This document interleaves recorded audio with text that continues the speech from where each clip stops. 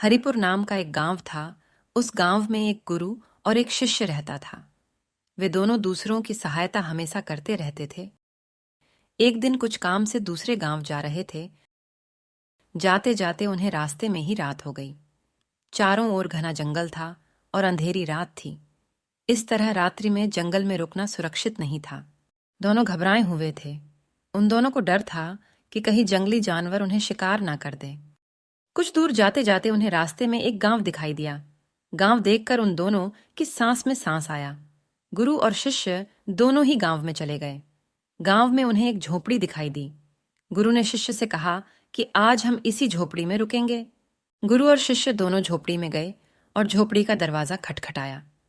झोपड़ी से एक गरीब आदमी बाहर आया और गुरुजी उस व्यक्ति से बोले, हम दोनों बहुत दूर से आ रहे हैं और रात्रि अधिक हो गई है। जंगल में रहना खतरे से खाली नहीं है, इसीलिए हम रात्रि में यहाँ रुकना चाहते हैं।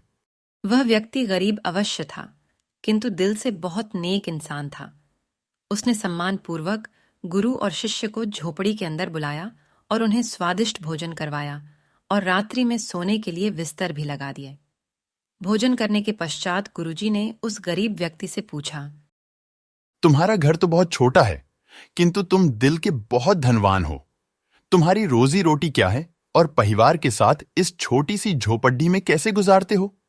उस गरीब व्यक्ति ने गुरु के मुंह से अपनी प्रशंसा के लिए धन्यवाद दिया और बोला, मेरे पास इस गांव में सबसे अधिक जमीन है, किंतु वह जमीन बंजर है, जिस पर किसी भी प्रकार की खेती नहीं होती है। इसलिए मैंने अपनी रोजी रोटी के लिए एक गाय रखी है।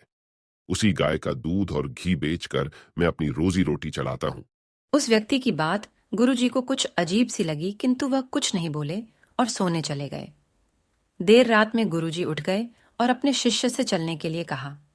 दोनों गरीब व्यक्ति को बिना बताए घर से निकल गए और जाते जाते गुरुजी उसकी भैंस को अपने साथ ले गए। अपने गुरु का यह आचरण शिष्य को अच्छा नहीं लगा और वह बोला, गुरुजी, इस गरीब व्यक्ति के पास रोजी रोटी का यही एकमात्र साधन है। अगर हम इसे ले गए तो यह व्यक्ति अपनी रोजी रोटी कैसे चलाएगा?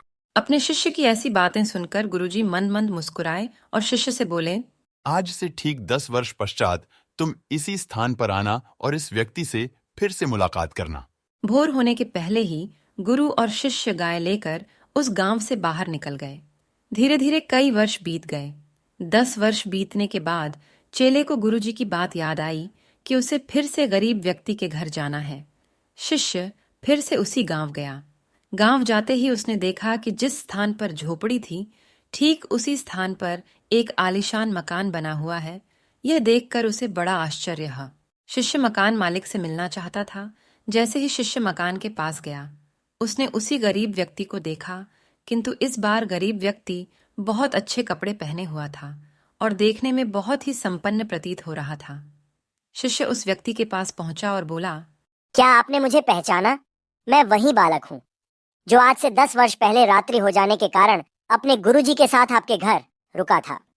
वह व्यक्ति झट से शिष्य की बातें सुनकर उसे पहचान गया और बोला, हाँ, मुझे बहुत अच्छे से याद है। उस रात्रि अगर आप लोग मेरी झोपड़ी में नहीं आए होते तो शायद आज भी मैं उसी तरह गरीब की हालत में जी रहा होता। उस रात आपके जाने के बाद मेरी गाय भी कहीं चली गई, वह खो गई थी और मेरे रोजी रोटी के लाले पड़ गए थे। मैंने अपनी बंजर जमीन पर मेहनत किया और बहुत परिश्रम करने के बाद उस जमीन को उपजाऊ बना लिया और अब उस बंजर जमीन पर मेरी हरी भरी फसलें लहरा रही है। इसी जमीन की बदौलत मैं आज इस गांव का सबसे संपन्न किसान बन गया हूँ। शिष्य को अब समझ में आया कि गुरुजी उस रात उस व्यक्ति की भैंस क्यों ले गए। शिष्य के मन में अब अपने गुरु के लिए पहले से भी कई गुना अधिक सम्मान था। तो बच्चों, गुरु और शिष्य की इस कहानी से हमें शिक्षा मिलती है कि गुरु द्वारा लिए गए निर्णय देखने में भले ही कठोर लगता है, किंतु वो लोगों की भलाई के लिए ही उठाए जाते हैं।